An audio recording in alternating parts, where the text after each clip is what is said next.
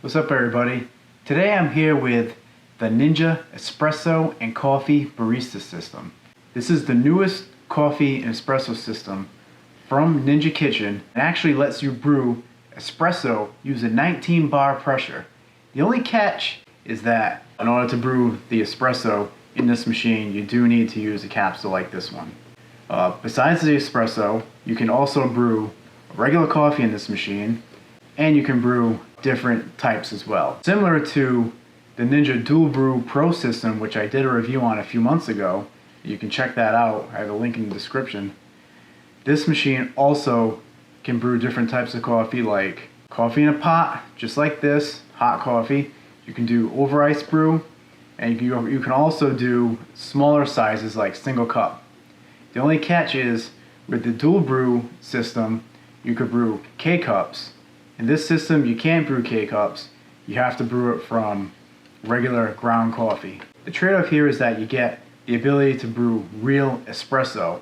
So let's go through a quick overview of this machine, then I'll show you how it works. Alright, let's go through some features. So when you turn on the machine, these two lights start flashing up here. This gives the option to brew regular coffee right here. You select the bean. Or if you want to brew espresso using the pods, you would select that button right there that shows a little pod icon on there. Let's say you select coffee. You have these three options here. You have over ice, classic, rich. So out of those three options, you can choose to brew the size cup that you'd like. So it starts all the way down at 7 ounce. Well, actually, let me show you on classic. Classic is your typical type of brew. Rich is just a more richer or stronger brew, which results in slightly less volume. So I'll go through all of them, but we'll start at the top of classic.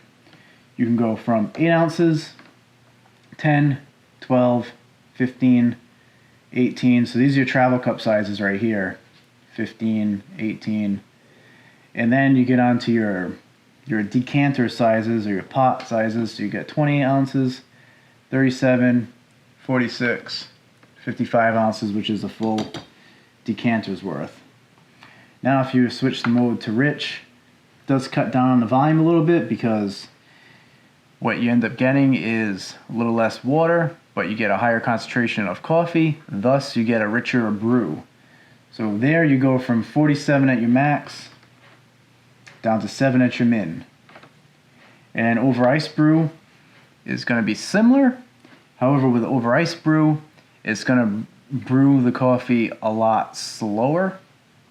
And the idea is that you have a cup full of ice and it brews a little bit of coffee, lets it cool down, then it brews a little more, lets it cool down, then it keeps going through that process until it's finished. So you can start from 8 ounces there, get your travel mug sizes, and you even have your full decanter sizes for over ice as well.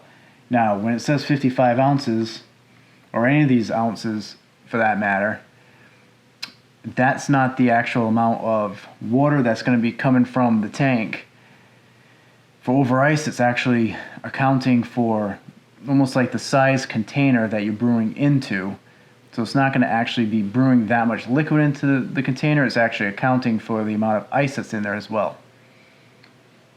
So don't expect it to actually brew 12 ounces of coffee for an over ice 12 ounce coffee brew. It's going to brew less than that.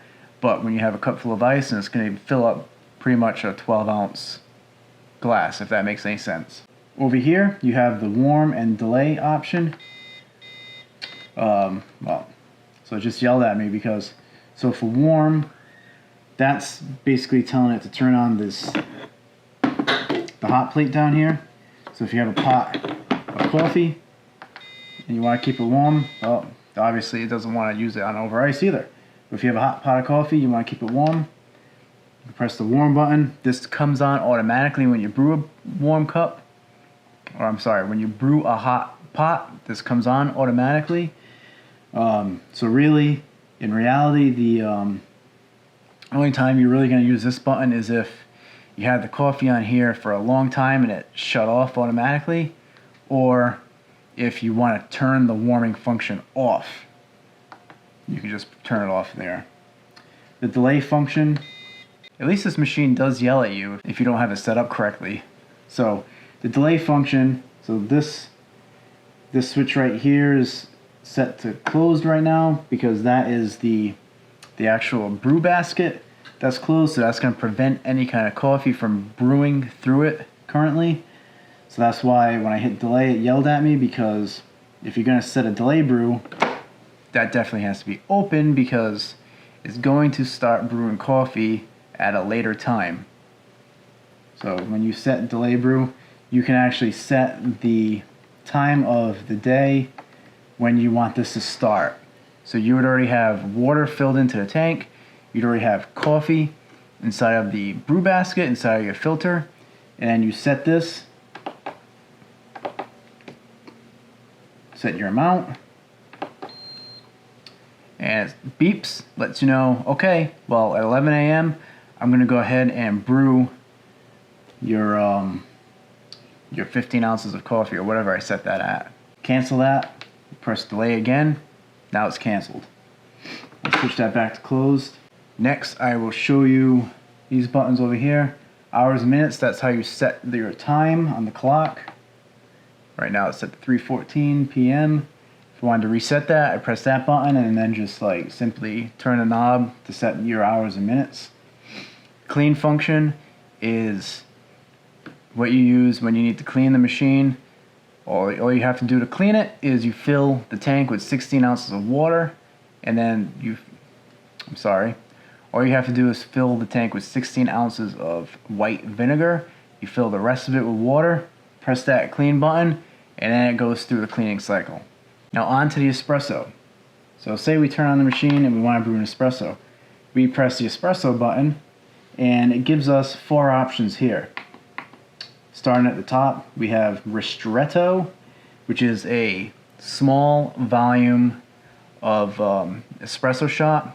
So it's going to be more concentrated because there is less water in it. Then you have your typical espresso. This gives you a single espresso shot. Lungo, that is going to be a long shot, so it's going to be almost like a double shot. It's going to have more water in it. It's not going to be as intense. A little bit better for just if you want to drink it straight up. And you have over ice. So same idea with over ice coffee brew. You also have an over the ice espresso brew where it's intended to be brewing that espresso over a small glass of ice. You can have yourself an ice espresso, which is delicious, by the way.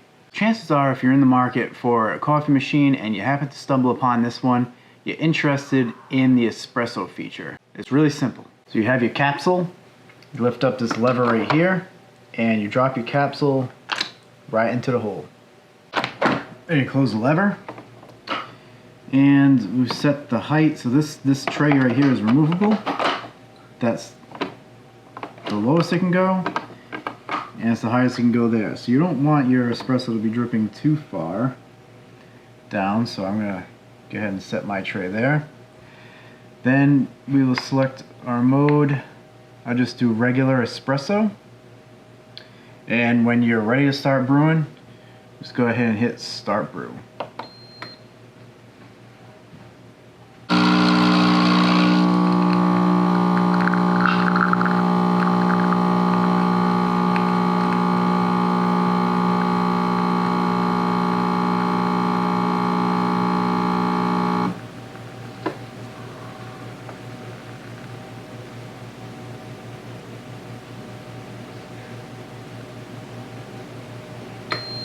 So that was brewed using a full 19 bar of pressure, which is really high up there on the scale of pressure on espresso machines. Typically 15 bar is the bare minimum, so 19 bar is another 4 bar above that minimum. So you get yourself a nice crema on top, and it's just a really good quality espresso shot. When it's all done, you lift the lever back up, the capsule gets dropped off into the collection area, which is easy to retrieve. So we can go ahead and just move that And this whole section right here of the machine comes out, and you can see right here, these are the capsules. They get collected right here. You go ahead and take this and toss it right into the trash. So it makes cleanup really simple on this end of the machine. So on the coffee side, you lift up this lid to access your filter basket. The filter basket takes number 4 cone style coffee filters. Go ahead and they fit right in there. Oop. Can't seem to hold on to it. Pretty straightforward for any kind of coffee machine. Okay, so I'm going to draw your attention to the side of the machine now.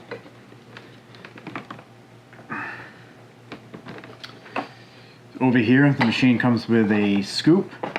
This is your coffee scoop. So you have a large scoop side and a small scoop side. It's good to have.